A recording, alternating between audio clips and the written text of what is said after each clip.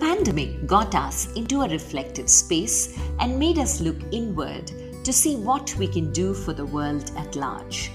As a self-expression coach, I became a catalyst for women and started Vani, a one-on-one coaching program for women on finding their voice, to speak up, to be visible. As a storyteller, I spotted there were many ordinary people amongst us leading extraordinary lives, making a difference to the world, and they needed to be heard. Thus was born You and I with Rashmi Shetty, where amazing personal journeys with their uniqueness and individuality are showcased. A reaffirmation of the fact, open your eyes wider, the world is far more beautiful when we acknowledge the presence of both you and I.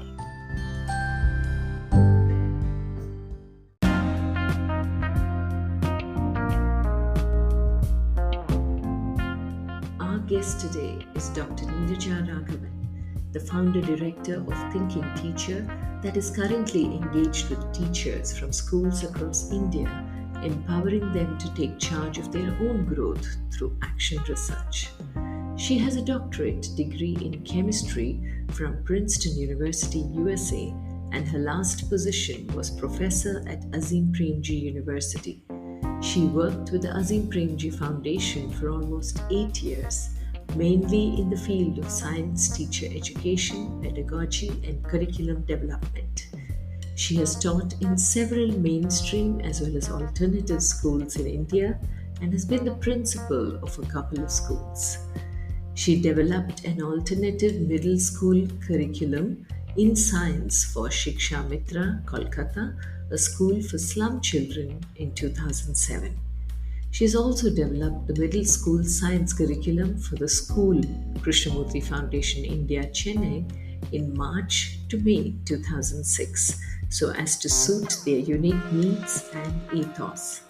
Her research interests currently focus on teacher development through reflective practices. She has many books to her credit, and her publications include The Reflective Learner, Seeing Missed Takes in Mistakes, released in 2019, and The Reflective Teacher, along with the contributing editor Vineeta Sood. The Reflective Teacher is an attempt to capture a process of drawing out the reflective practitioner from within the in-service teacher through action research conducted by the teacher. Spread over a period of about 5 months, between August and December 2013, this work is testimony to the power of action research in drawing out the reflective practitioner from the in-service teacher, regardless of the length of experience of the teacher. Listen in as Dr. Neeraja Raghavan takes us through her journey on how her chemistry teacher not only made her love the subject, but designed the course of her life as well. Her journey from teacher to principal to teacher educator is an interesting one. The stories that continue to inspire Neeraja on the impact of action research and how the teachers who can be magical is all that she shares in this interesting conversation.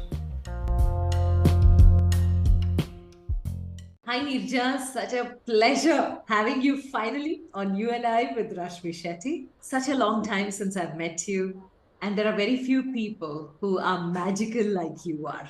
I would love to know what little Neeraja was like before I get to the Dr. Neeraja Raghavan that the world knows you today as. Welcome to You and I with Rashmi Shetty. Thank you for having me, Rashmi. So, there's only a small part of the world that knows Dr. Neeraja Raghavan today.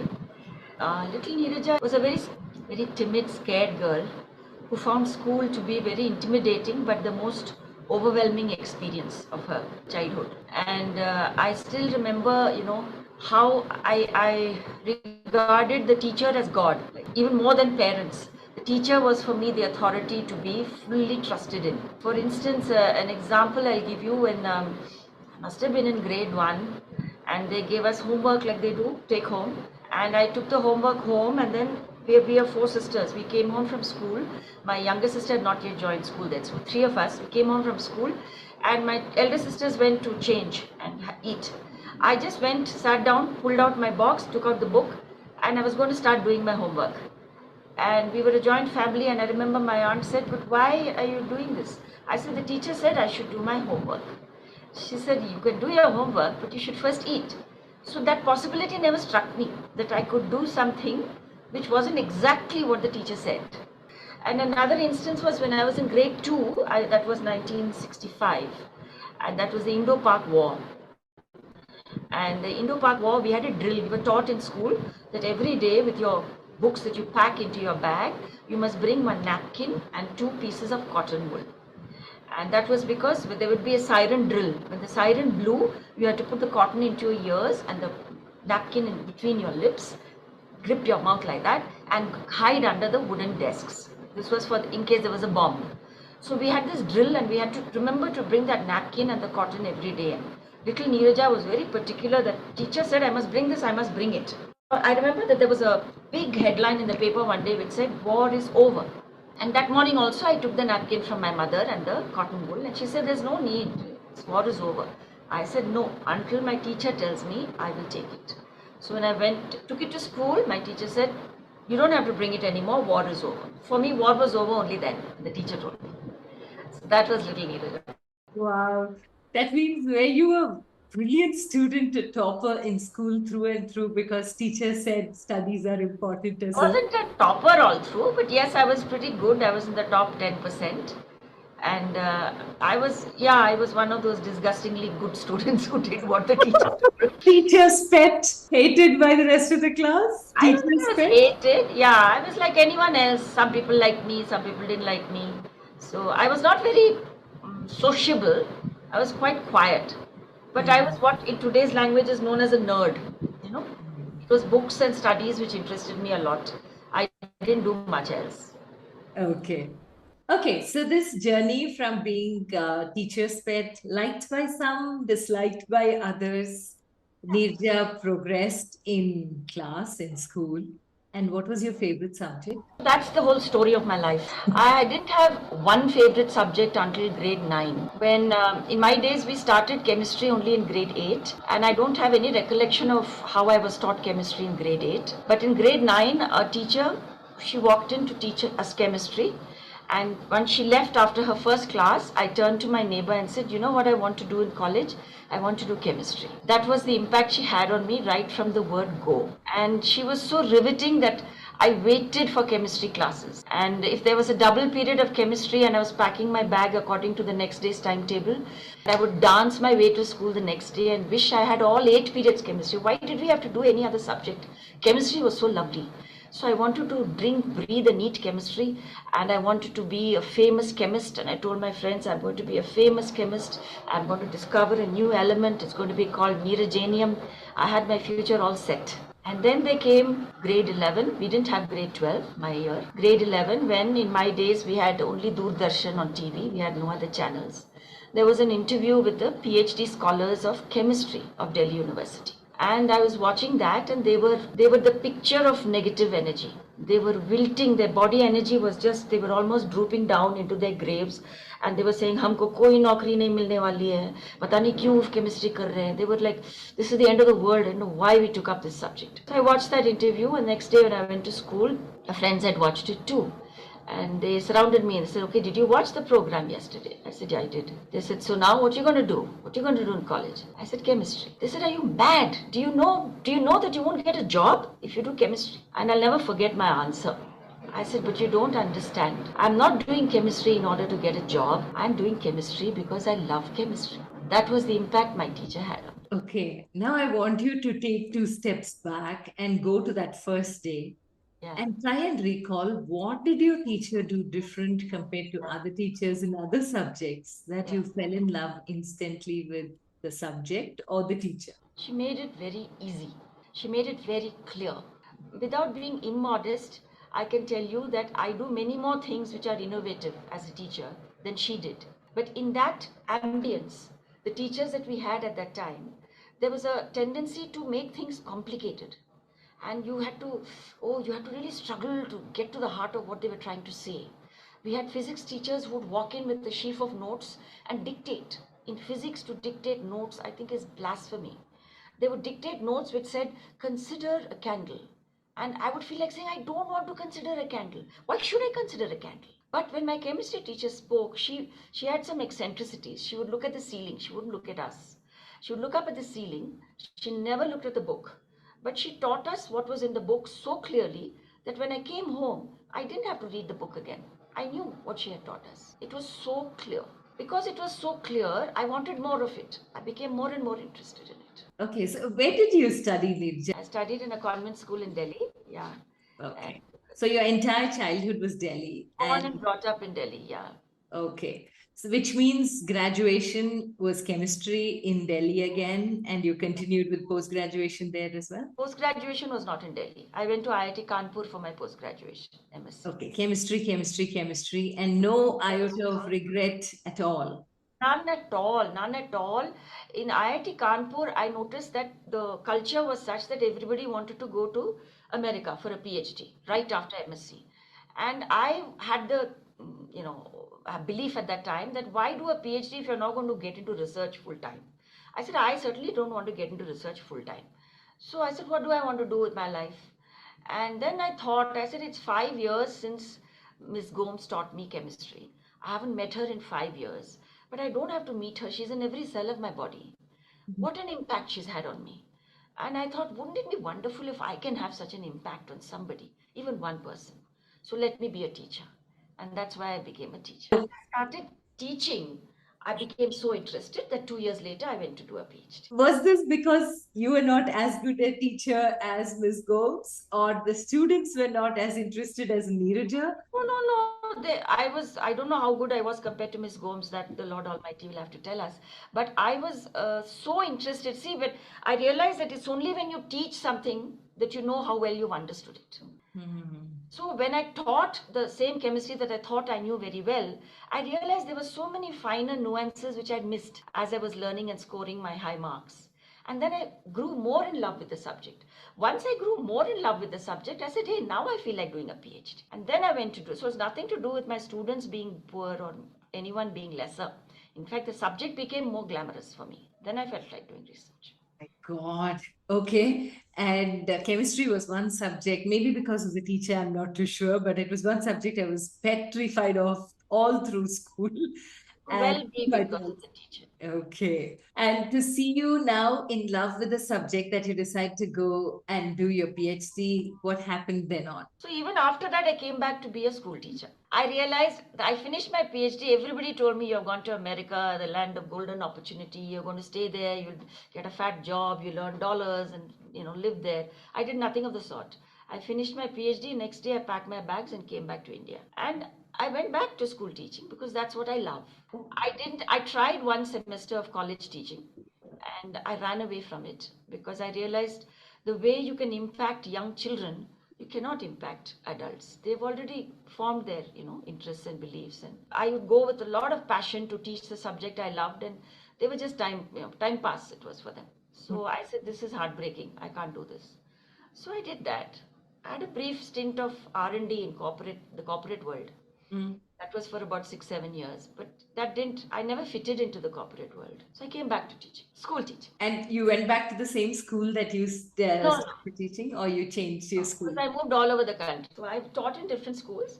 And then slowly I realized that when I started getting jobs as vice principal and principal of school, I realized that admin is not my cup of tea. And I had thought that as a principal, I would energize teachers and get them enthusiastic the way I was about teaching. Instead, I was looking at very administrative issues. You know what administrators do. Yeah. Who is to be hired, who is to be, put in this task, that task, which is essential, but that was not it was not what made me excited. So I realized that I would like to be a teacher educator. And fortunately, at that time, I got a job with Azim Premji Foundation. And that's what I did with Azim Premji Foundation and then the university. I was a teacher educator, especially for science pedagogy, for many years. Okay. And then on till date, you are a teacher educator, right? I am a teacher educator, no longer with Azim Premji University. There is a model of teacher development which is commonly followed, not just in Azim Premji University, which is the teacher educators there, we would prepare a module or a workshop, design it, and go to government schools across the country and transact them. And while we designed, we seldom had inputs from the teachers who were going to receive our training as to what their needs were. Yeah. So we just went with our assumptions, sometimes correct, sometimes incorrect. Yeah. And we would go and transact, and the transaction would usually happen because these teachers were working full time in a government school. Their principals would select certain teachers, not ask them, appoint them, and send them to the workshop on a holiday so that they don't miss classes. So the few holidays that a teacher had were taken away because their principal compelled them to go for this workshop. So I would feel very bad. Most of us would feel very bad. We were walking into a hall with a audience which is like captive. They have no choice in the matter. But anyway, we do what we had to do, and they would be very polite and give us nice feedback at the end of it. We would come back to Bangalore, they would go back to their schools, and that would be the end of it. I never knew whether they practiced anything or what they said was so nice in the workshop. So I felt this is not going to work, because as teachers, we tell them that they should take a child's interest into account. They should meet a child where the child is. But with teachers, we are doing exactly the opposite. Unless we do with teachers what we expect them to do with students, they are not going to have that experience, because nobody's done it with them. When we were all in school, teachers did what they said they had to do. So I felt that there has to be a more respectful way of engaging with teachers. And I read about something called action research. And I said, let me try this out. So in my last year, I tried out that method with a few teachers in one of the Azim Premji schools in Uttarakhand. It was so successful that a book came out of it called The Reflective Teacher. And I left Azim Premji University and started my own enterprise called Thinking Teacher, where this is what I do with teachers. Reflective Teacher is a book that you have written. Yeah, I've co-authored. Okay. Yeah. And that talks about the methodology of training teachers or Yes, your yes. experience training teachers? It tells you both. It tells you what action research is first. It describes the method of action research. And then it tells you what happened with each of those teachers. How did they go about doing their action research? And then it analyzes in the end, what was the shift? How did they shift from before and after the action research? And it has a whole lot of bibliography, books you can dip into for that. Okay, okay. And then came the Thinking Teacher. Yeah, so then I started my own enterprise saying I want to do just this. I want to engage with teachers in different schools and facilitate their action research. And when I was thinking of a name, I said, I like the name Thinking Teacher, because it is very easy for a teacher, because of the repetitive nature of the work. You're teaching the same content year after year to batch after batch. You start becoming mechanical about it. You stop thinking about it. You feel, I'm so good at it, I know this. I mean, what's the big deal? I can do it. So a teacher who stops thinking is a very dangerous teacher to have, because a teacher stops thinking, the students will stop thinking, guaranteed. So I felt the most critical thing for a teacher to do is to keep thinking. And the keep thinking happens only when there's a crisis, you start thinking. When there's something new, you start thinking. When something is old and tried and tested, you stop thinking. So I said, Thinking Teacher is the name of the enterprise. And how old is Thinking Teacher? Where are we? Which year are we in now? It was started in the end of 2014, so this is the 9th year. We'll be 10 next year. Okay, so 2014, you set out alone on this journey, or you had a I set team? out alone, but you see, by then I had I had a network of people in the education sector. So a couple of my friends who were also middle-aged and above like me at that time, they joined me on a part-time basis. They said, we can help you out with different assignments. So we went across the country, went to Sikkim and all to schools to do workshops. Okay. And on an assignment basis, I found I had many people who were willing to chip in. So it's not a 9 to 5 job with a profit margin of this and so much turnover, and that's not the focus at all. It's a labor of love. It's not that we do for free, we do charge, but it's a labor of love and passion, and it's, what shall I say, it brings in the income that I need, no more. Okay, okay. And when you talk about designing the Thinking Teacher each time you start a batch or you go out to meet a school, is it something that you take project-wise, school-wise, city-wise? How do you work? How?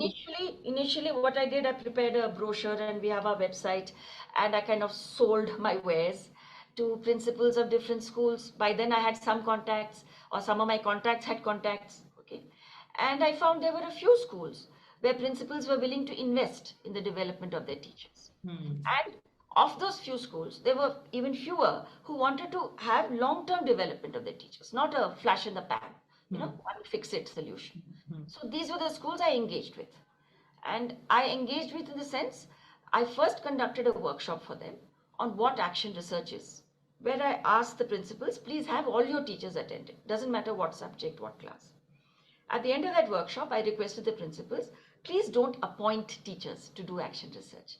Have them volunteer. That makes a big difference.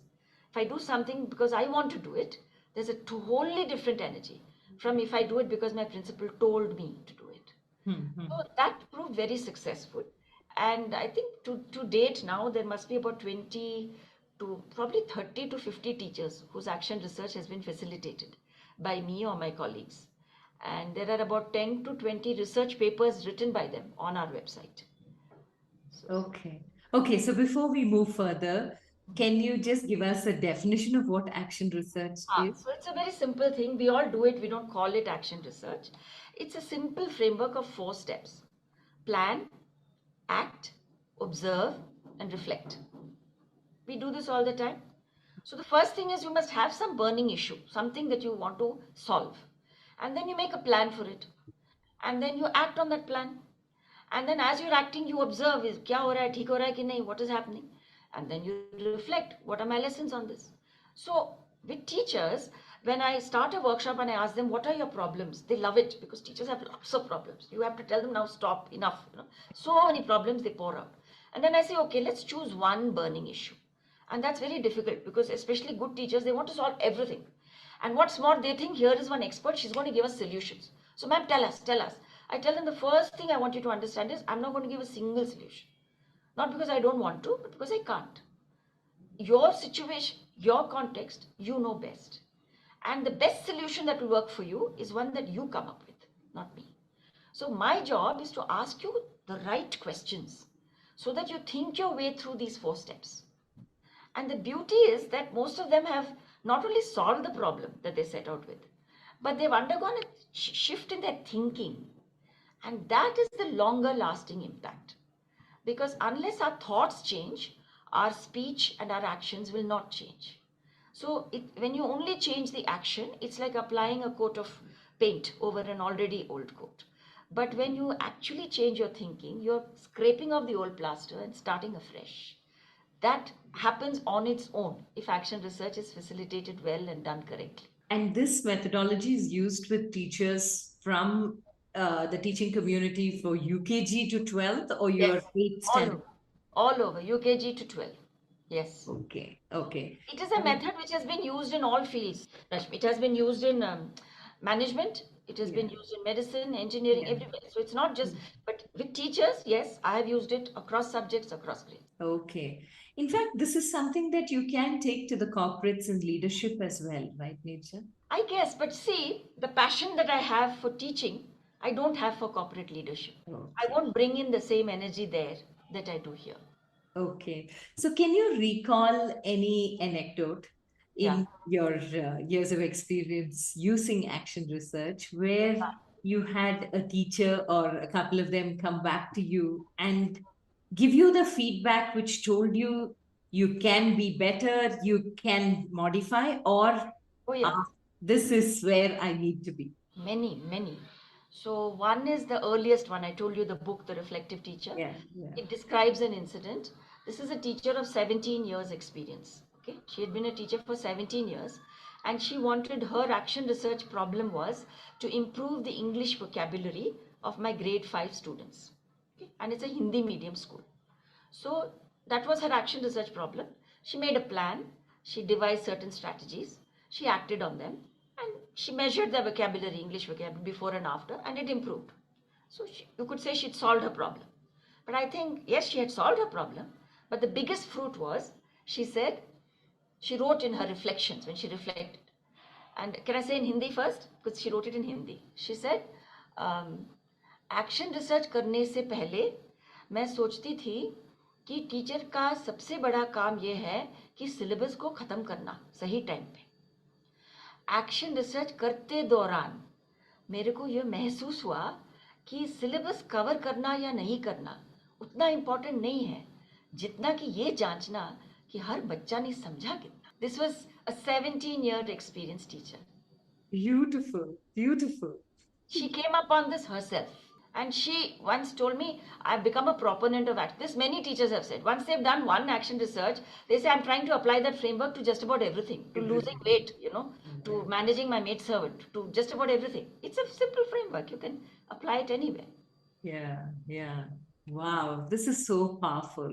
It is. And in this journey, Nirja, as you're taking it and you're moving, you've seen teachers of varying kinds. Yes. Are there teachers on whom this doesn't work? There were one or two in about 40 or 50. And And I was tried, it because they didn't want to change or go I deeper? won't say they didn't want to change. I would say that their attention span kept flitting. No matter how, see, this happens with everyone. See, because every problem is interconnected with 100 other problems, right? Nothing is Correct, in correct, isolation. correct. So my job as a facilitator, when a teacher says that, yeah, but that is also wrong, that is also wrong, I say, that's right. But let's just come back to this, the central issue. But there have been some two teachers out of the 40, 50 whose action research I facilitated. I just couldn't bring them back on track. They kept going in different directions. So for them, I think that much failure, anything will have, Yeah, yeah, yeah. Nothing will be 100% successful. True, true. But the 99% who usually end up getting it and applying it and see the benefit of it, Yes. are there some moments which gave you the aha that, Oh, yes, yes. this is the path that I need to be on? Oh, yes. Many, many. There were many. My very first success story, it's a research paper on the website where a senior citizen, a teacher above 60, who was not a teacher before that, she was the needlework teacher, a dining hall manager, and therefore the children looked upon her as one pleasant, loving grandma. She was suddenly asked to teach environmental studies, EVS, to grades 4 and 5. And it's a very free school, it's an alternative school, residential one. So the children would openly tell her, you can't teach us, Akka. You're a needlework teacher, Akka. They would tell her straight. Plus, she's a very soft-tempered person. She's not a strict person. So the children rode roughshod over her. Her classes were a merry mess. And she didn't know how to manage them. So when I was asked by her principal to help her do action research, I asked her, what is your action research problem? She said to make my EVS classes very exciting, make them love the subject. I thought to myself, I think there's something you have to do before that, but I didn't tell her. I said, okay, I wrote it down. Next step is to analyze the issue. How are you going to do this? Within 10 minutes of my asking her questions to analyze, she said, no, Neeraja, that's not my problem. My problem first is classroom management. So once she did that, she did action research on classroom management. It's a long story, you have to read the paper. Then she changed her action research problem to, okay, now that I can manage my class, I'm going to make EVS more exciting. And then she was a transformed teacher. In 4 to 5 months, she was a transformed teacher. The same kids who said, Akka, you can't teach EVS. They said, Akka, will you come with us to the next grade also when we get promoted? We want you to, Akka, we miss you, Akka. This was the cons. In the dining hall, I would have kids say, I love Ratna class. She's so interesting. It's so exciting. The same children who were earlier taking her for a ride. So there have been many such. And when a teacher signs up for this, is it a course for this long or a specific period? How do Yes. the 4 stages get divided? Yeah, so that's a good question because it's subjective. It depends on the action research problem they choose. So I tell them that's an average of 4 to 6 months. It may be less, it may be more. It depends on what you want to crack. So if there are teachers who've been like headmistress or some semi-administrative role, they choose overarching issues. Yeah. Like I want to improve the school discipline in middle school, Yeah, yeah. or I want to bring about a reading culture. So Correct. these are not things which one person can solve. They have to enroll other members, so that takes time. But people like what I said, Ratna, the teacher, she had a very localized issue with her class. She did it in 4 months. She did dramatic transformation in 4 months. Okay, So they okay. sign up knowing that we don't know yet how long it will take, but roughly 4 to 6 months. Okay. And in the process of these 4 to 6 months, you work with them every day, weekly, fortnightly, or Yeah, are there assignments on how do you work with the teacher yeah. to So that's interesting. individualize the whole thing? So the way I do it is we have two face-to-face meetings. Okay. Thanks to pandemic, mostly online. Before pandemic, it used to be one face-to-face or offline if it was out of Bangalore. Because in Bangalore, it could be two. Okay. And in these meetings, I just find out where they are, what they are doing, and I ask all the questions I want to ask. Thereafter, between those meetings and after, they send me one or two emails in answer to my questions, what they're doing. So I have my fingers on the pulse of what they're doing. That's all. So, as in when they want anything clarified, they write to you and Yes, then you get yes, onto a session. yes, Okay, okay. So, now that you mentioned pandemic, so for a lot of us, the pandemic was one space where we had to pause what we were doing, not by choice, but we were forced to do it. yes, A lot of lessons we took back for life. I don't know how many of us remember most of it. yes. But for you, Neerja, Yeah. how did the pandemic treat you? What were your reflective moments? So it was a huge reflective moment. Uh, See, prior to the pandemic, as I told you, I would go to schools and sell my wares. Yeah. And principals who were willing to take, even some of them would say, you know, I invest in a teacher's development today, and that teacher leaves me tomorrow. It's a waste for me. And I would have no answer. Mm. Now, the pandemic struck, and we didn't know what hit us. And that first lockdown was like a shock for everybody. And I felt, because my yoga instructor, we were loving her yoga classes, she immediately offered free online yoga, you know. And that was like such a generous act. I thought, wow, she's giving us her wonderful yoga instruction free online. I thought, what can I offer free? You know, I should also do something free. And I said, the only thing I know what to do is to help teachers, you know, develop their. So I said, okay, let me offer a course which I once offered called Reflective Writing for Teachers. Let me develop an online version and let me offer it free. So I just posted on Facebook and LinkedIn on my website 10 seats available, free seats for 10 teachers, reflective on writing for teachers. Immediately 10 people signed up. And because it was the beginning of the lockdown, everyone was in a tense state. So the course had a very intense version that time. We would have a half-hour session today online, then tomorrow would be a holiday, but holiday meaning they had to do the homework that I gave them today. And then the next day we'd meet. So every alternate day we met for half an hour over a period of like 10 days or something. So it was a very intense version of the course, but it was such a hit that after that I have managed to run 11 paid versions of the course. I discovered in the pandemic that teachers are willing to pay for their own development. I don't have to route it through principle. That was a huge shift. And when we are talking about the community per se, the teaching community, teachers face, especially Yes, now, yes, with the student community, which doesn't actually respect the teachers. yes, There are a lot of moments for a lot of teachers wondering whether teaching is worth all the yes, yes, yes, trauma. In fact, yes, more than students, I think yes, teachers are going through trauma. yes, You must be facing a lot of such teachers who come and share such moments with you.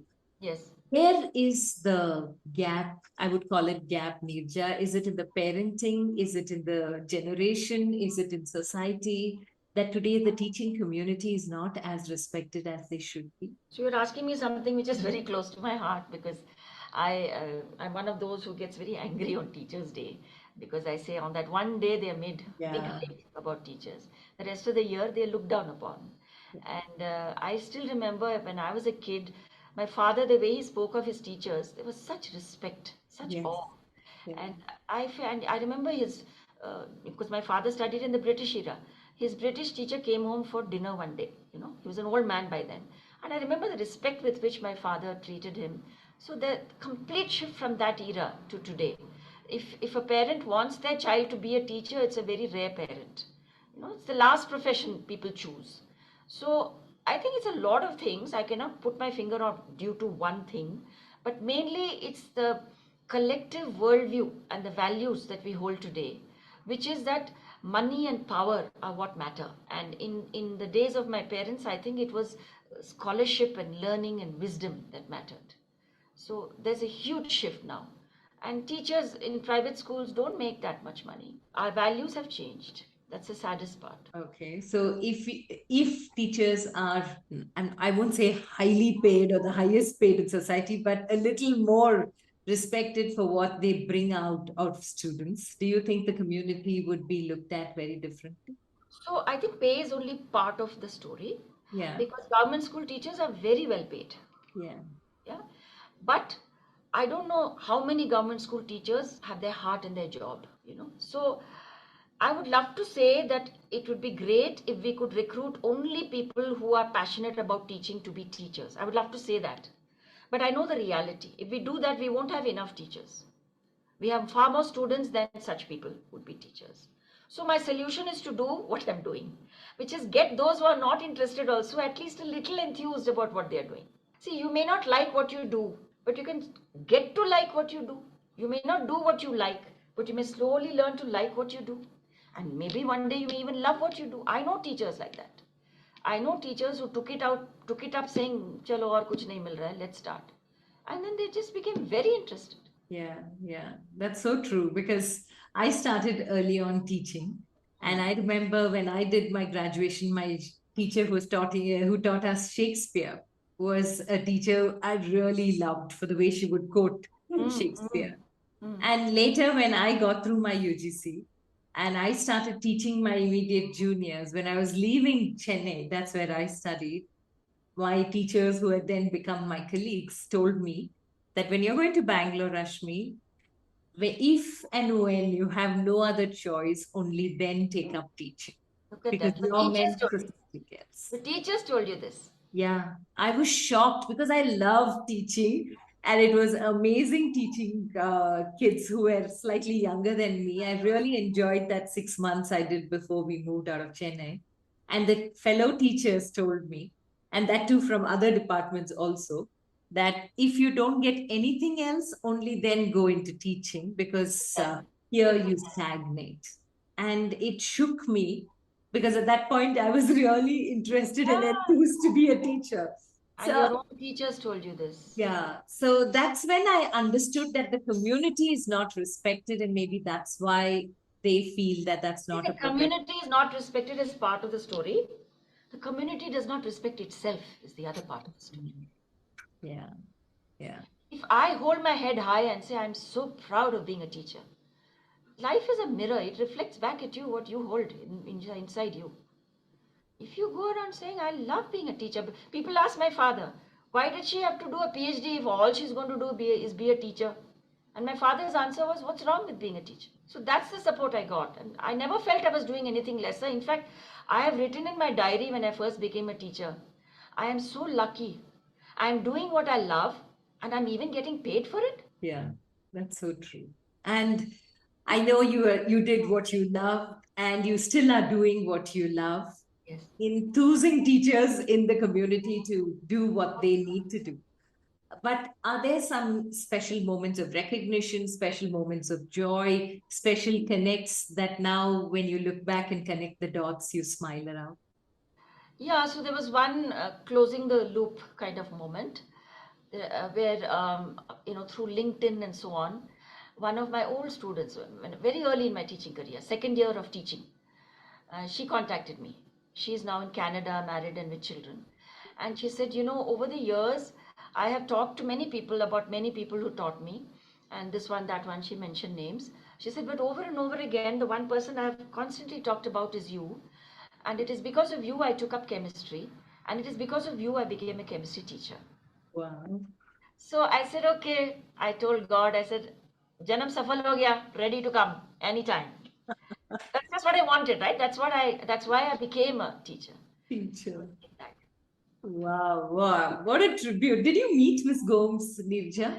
I wanted to meet her. She was not a married lady, so her brother was living in Bangalore. In her old age, she had come down to stay with him. When I heard about it, I hunted and got her number, and I called her up. And I said, my whole body language became that respectful schoolgirl with two pigtails when I was holding the phone. And I said, Miss Gomes, you don't know what you have given me. And she said, oh, I don't remember anything, Neeraja, but I'm so happy to hear you say this. I said, I would love to come and meet you. She said, why don't you come? And she gave me her address. Then I told my sister, because we all studied with her, all of us. And my sister said, oh, I'd love to meet her too.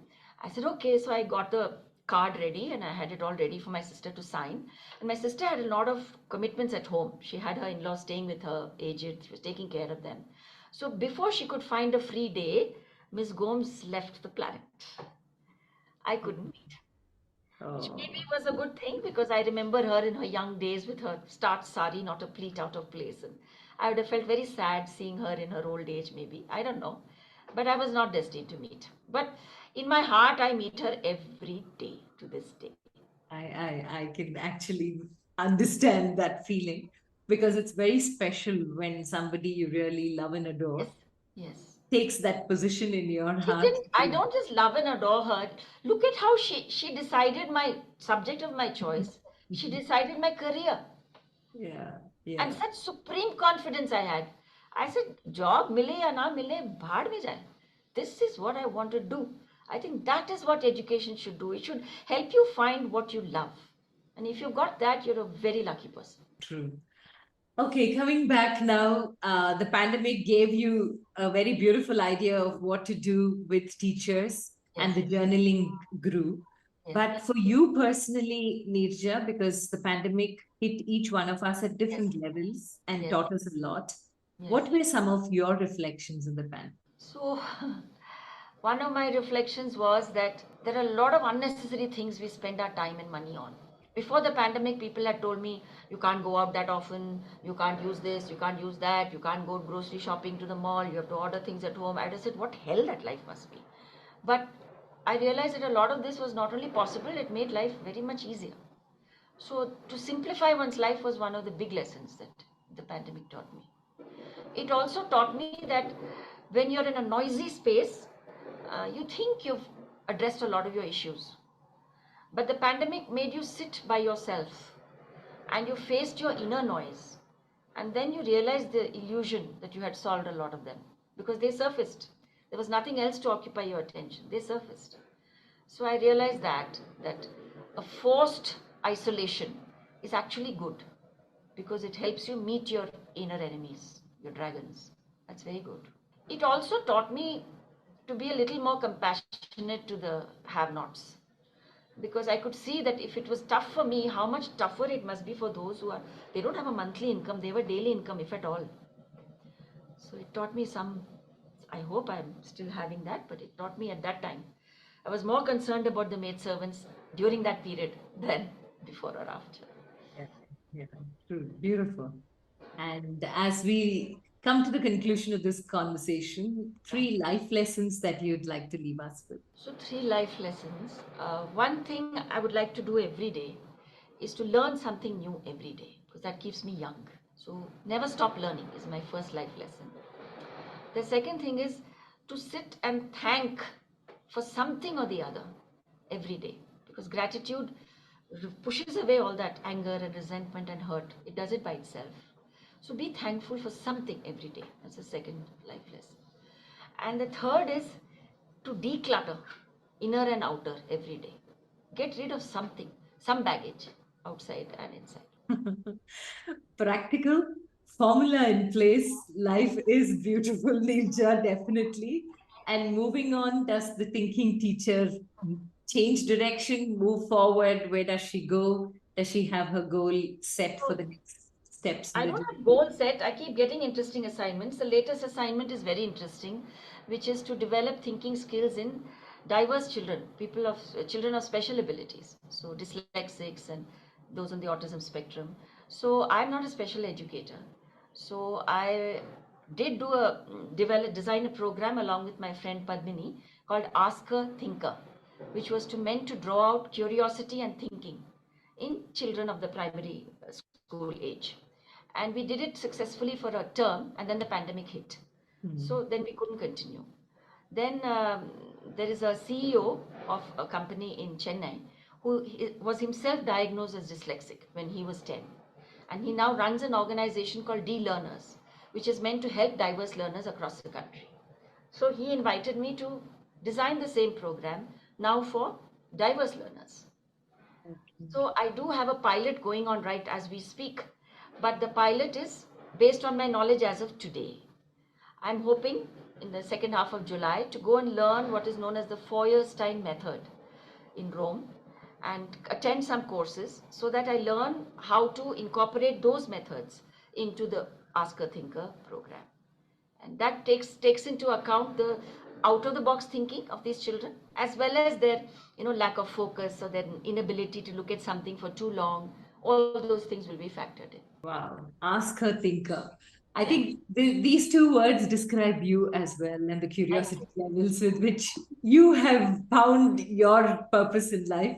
Thank you. God bless you. May your tribe increase. And I think people like you make the teaching community look beautiful every day of the year, and not only on September 5th. Thank you so much. Honored to have had you on You and I with Rashmi Shetty. My pleasure. Thank you for having me. Thank you. God bless you, Neeraja. All the very best. Thank you.